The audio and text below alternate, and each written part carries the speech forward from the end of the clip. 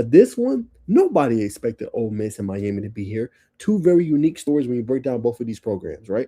Ole Miss coming in, they lose their head coach, right? Lane Kiffin, he does what he does to them, and then he goes off to LSU. They even have several assistant coaches that's not going to even be in this game coaching Ole Miss because of the transfer portal and LSU trying to prepare for the 2026 season. That tells you a lot off the rip. So this team has been all in the storylines, but they've just maintained this poise about them. They've maintained this level of focus that is really unheard of when you think about it. They're 13-1 this year. They beat a rival in Georgia that they lost to earlier this year and played damn good too.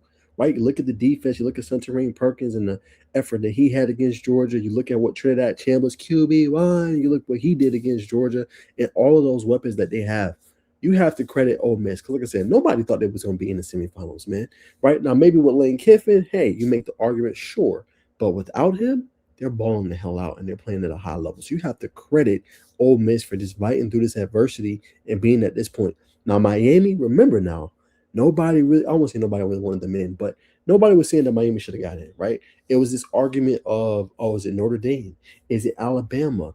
Who should really be into the CFP playoff? But I'm glad they set this precedent, and it looks even better now with Miami making this run, right? First off, they're helping the ACC with everything they've had going on this year, and wasn't the best conference. They're helping them out a ton being in this position and being in a position to even help the ACC win a national championship potentially if they handle business tonight. Because they had a 5-loss, a 5-loss ACC champion, which just this doesn't look good. You have to work on your tiebreakers, right? Miami should have been into the ACC championship game. We all know that, right? That's just the truth. That's what it is. That's what it should have been. Didn't happen, right? But remember, everybody was mad at Miami. Oh, they should have got in. ACC was pushing them. Notre Dame's upset that they got in over them, whatever. But again, at some point, you have to acknowledge the head-to-head win, right? That matters. Whatever week it was, there was so much back and forth about it throughout my channel and my comment section. No, Najee beat them week 1. That doesn't count. Week 0, that doesn't count. A win is a win at the end of the day. Miami is showing that they've been one of the better teams in college football. I guess they slipped up against SMU and Louisville, but that made them stronger at the end of the day, and they're getting very quality wins in doing so, right?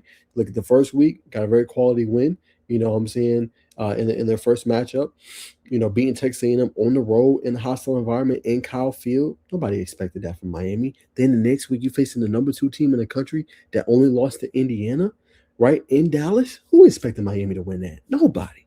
Nobody expected the Hurricanes to come out and win that game. Let's keep this a bean.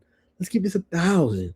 Nobody expected that, right? Now you in this spot. You beat obviously the reigning defending national champions. Now you got Ole Miss. Now again, as a fan of Miami, I am not discrediting Ole Miss. I know this team can ball, right? It's going to be very important for us when we break down this matchup to limit Trindad Chambliss. You're going to have to find a way to contain. Now, we got the defensive line to do so, but those cornerbacks, the Bryce Fitzgeralds, Jacoby Wards, like they're going to have to guard and plaster for 3 to 4 seconds. I mean, not even 3 to 4, 7 to 8 seconds, right? Because there's going to be plays he makes where he's going to make somebody miss and he's going to extend. They're going to have to stay on them. Now, they've been excellent all playoffs long at getting interceptions, getting turnovers, forced fumbles. But they're going to have to do it again and keep contained throughout the day. Now, the key to this one is for Miami defensively. We'll start there. Can you stop Kewan Lacey? That is the biggest question, right? Because Kewan Lacey's a dog, right? Over in this season, 1,464 yards and 23 touchdowns. He's one of the best running backs in the nation. He's coming back for another year with Ole Miss. You have to find a way to contain him. Now, it'll be a bad sign, a bad indicator. If Kewan Lacey is going off in that first half for over 100 yards, that is a bad sign for Miami, right? Because that means they're going to be able to run play action. They can hit their tight ends, over the middle of the field, and they can hit all their weapons, right? Harry Wallace III, Deshaun Stribling, right? Caden Lee, Hilton Deuce Alexander. They got weapons galore over there at Ole Miss. So you play with it if you want to, and you let Kewan Lacey gut you out, they're going to be able to beat you. And you can't put in a situation for Trindad where you are forcing him to beat you because he showed that he can, right? So defensively for Miami, you got to use that front 7, get to the backfield, make him uncomfortable, create pressure, and make him throw off target. That is key. Maintain the rush lanes. Don't allow him to get outside. Contain. and limit the running game. If you can limit Keywan Lacey to under 100 yards, that is a win in my book, right? You cannot let him take over this game, because if he take over, it's going to be a long damn night, right? And you have that coupled with what Trindad Chambliss can do with all the weapons they have, it's going to be a long night for us, right? So defensively, important to stop the run with Keywan Lacey, keep our rush lanes protected, when it comes to Trindad Chambliss, and being able to beat their offensive line. Why Miami has been so good this year is because of the trench work. They've been so good in the trenches on the offensive side of the ball and the defensive side of the ball, right? All of that makes a big, big, big difference. If they can do that in this game, they should be able to come out top. But the key is to stop Keywan Lacey. I ain't going to say force Trindad Chambliss to beat you, because he can. You're going to have to maintain and plaster your receivers, and you're going to have to make him throw in some tight windows. And if they make a play, they make a play. You're going to have to live with that, right? But what you cannot have is him scrambling out of the pocket, improvising, making 3-4 people miss, and then throwing off schedule. He's gonna cook us all game if that happens. So defensively for Miami, that's what they need to do. Offensively, more importantly, Carson Beck, we don't need you to be Superman. We don't. We don't need you to be Superman. We don't need you to be throwing the ball up in the air for grabs. Lean on Mark Fletcher, right? Lean on Shamar Brown. Lean on those guys to carry you for the day. Now, if Ole Miss defense can stop the run, that could pose problems for us, because Beck has shown when when they're one-dimensional, he throws a lot of interceptions. You look at the Louisville game, 4 interceptions. SMU game, 2 interceptions. So that is one of my concerns. If that defensive front with PU, they can pretty much slow it down, right? So it's going to be very important that they do that. They slow it down, make sure they get some play action going, and set up some easy throws for Carson Beck early. Like, pretty much what I'm trying to say, y'all, get Carson Beck into a rhythm, right? Get him to a rhythm, because if you let that defensive line for Ole Miss tee off on you, it could be a long night. And Beck has been a little prone and privy to turnovers. So it's going to be very crucial for us to get him in the rhythm early. Let's hit Lofton, some of our tight ends, screens. Just get him going early, because if he goes 7 for 7, 8 for 8, and he's in that rhythm, we'll be just fine, right? Because they're gonna gear up to stop the run, right?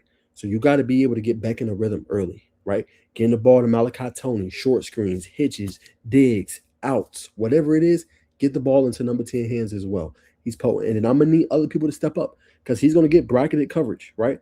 He's going to have probably 2 people on him throughout the night. Now, it's tougher when you're in that slot, which is what Malachi Tony plays, to double. But I'm going to need the guys that are on the outside, the CJ Daniels, the JoJo Traders, the Keelan Marions. I need those guys to win on the outside if they're going to have a chance to win this game. Point blank, period, right? It's really just that simple. If they're going to win this game, they have to be able to get back into a rhythm, run the ball effectively, and hit our receivers on the outside. Again, easier said than done, but it starts with the trench work. It starts with Francis Magawa, right? It starts with our offensive line being able to create holes and lanes for Mark Fletcher to run through, right? Because that's the game plan for Ole Miss. They're going to try to gear up to stop that. If you can find a way to keep that going, get back into a rhythm, we can get it going offensively. We'll be just fine. Now, another thing I want to bring up for Miami, you got to keep your foot on the gas, right? Ole Miss is a team, they can come back on you, right? You cannot play around with the Rebels. If you got them in a hole, say 17-10, you can go up 24-10 at halftime, get the ball in the second half. Do that.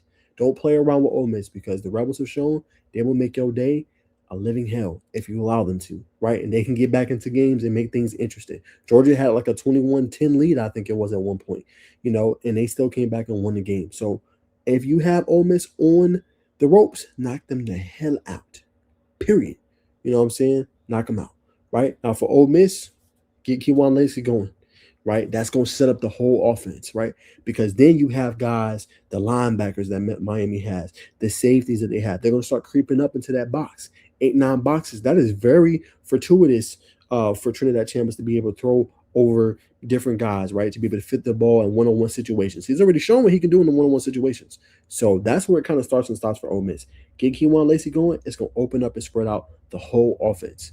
You know what I'm saying? It's going to allow those big plays down the field. It's going to allow Trindad Chambliss to be able to improvise and things like that. And then defensively for Ole Miss, I'll say the retort. Create pressure on Carson Beck, right? Be able to get there with a 4-man front. Be able to get there sometimes with throwing different zone blitzes his way, right? Because if you muddy up the coverage and you make it tough for him to look, he's been prone to some interceptions, right? And if you Ole Miss, that is exactly what you want in this game. If you can make Carson Beck throw some interceptions, you definitely will probably be able to come out on top. So it's going to be a great game. That is my breakdown on both sides of the spectrum, what to look out for, what's going to be important. Me personally, I'm rolling with my Miami Hurricanes. I have to, you know what I'm saying? That's my favorite football team. But I think this is going to be a really good game, and it's not going to be an easy game going up against Ole Miss. Now, I think Ole Miss scores a little bit more points. I know our defense has been playing good, so I'm going to go a 34-27 victory for us over Ole Miss, but Ole Miss gives their best fight, their best punch, but we're able to knock them out just in enough time. So it's going to be a good game. I can't wait, but I'm going with my Hurricanes to come out on top in a close game against the Rebels again. Not spiting them or anything, not overlooking them. But this is gonna be a pretty good game and another SEC battle for my Hurricanes, man. So that is matchup number